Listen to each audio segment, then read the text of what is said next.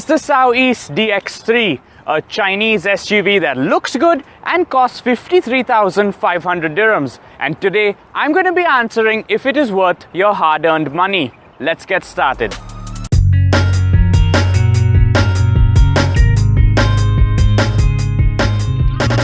Now, before I tell you more about the car and what it feels like to drive, let me start by giving you a short introduction about the brand, because chances are you've never heard of Soueast before. As I mentioned earlier, it is a Chinese automotive manufacturer and it is a joint venture between three companies: Fuyan Motor, Taiwan China Motor and Mitsubishi Motor. And although they aren't very well known internationally, domestically in China they produce over 180,000 cars per year. This DX3 is just one of many cars they produce, and it is powered by a Mitsubishi-sourced all-aluminium MyVec 1.5-litre turbocharged engine. Power outputs stand at 154 horsepower and 225 Newton meters of torque, and all of that power is pushed through a CVT gearbox manufactured by Belgian company Punch Powertrain.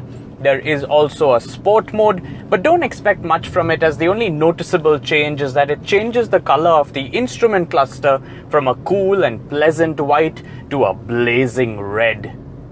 In terms of driving aids, the DX3 has cruise control, a speed limiter, hill descent control and auto hold, a feature that lets you take your foot off the brake while you are in gear without the fear of rolling forwards or backwards.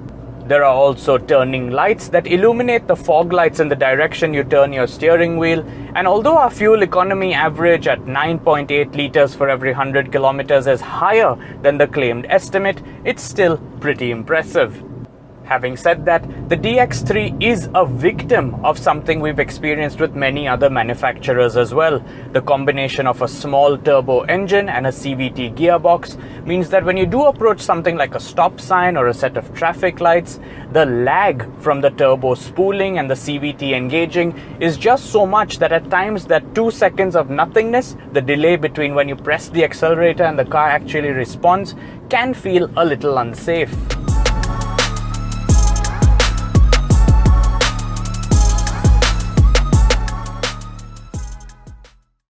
On the inside, the designers have carried over the dual-tone color scheme, with the seats and door panels finished in a combination of grey and black faux leather.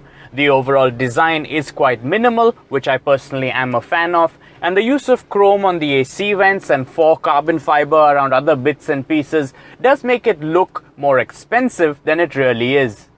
In the back, there really is a lot of space in terms of headroom and legroom, even though the seats do not slide forwards or backwards or recline. There are 2 USB charging outlets, 2 cup holders, but if there's one thing I wish they did not skip out on, that would have been rear AC vents. When it comes to features, the DX3 comes with a lot of them. So many, in fact, that you are bound to stop and ask yourself, all of this in just 53,500 dirhams? It comes with a remote engine starter, it comes with automatic headlights, it comes with a panoramic roof, it comes with 360-degree cameras, it comes with an ambient lighting system, it comes with Bluetooth phone connectivity, it comes with a 9-inch infotainment screen, and it comes with a push-button starter.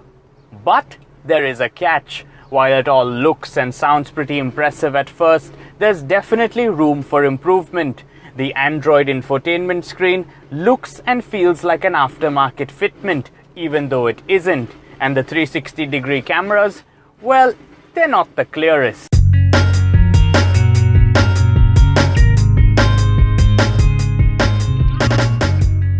Where I will give the team a lot of credit is on the design front. The DX3 is a very good-looking car, and the dual-tone color scheme with the blacked-out roof and side mirrors is a great touch. In the front, it's got a spindle-like grille inspired by Lexus and a set of LED daytime running lights with halogen headlamps. Along the sides, it's got a beautiful set of 18-inch alloy wheels and some side steps, but by far my favorite design elements are the floating roof with DX3 written on it and the LED tail lamps. Keeping in mind that the Soueast DX3 costs 53,500 dirhams and that it comes with a 5-year, 150,000 kilometer warranty, you're probably waiting for me to answer if it is worth your hard-earned money.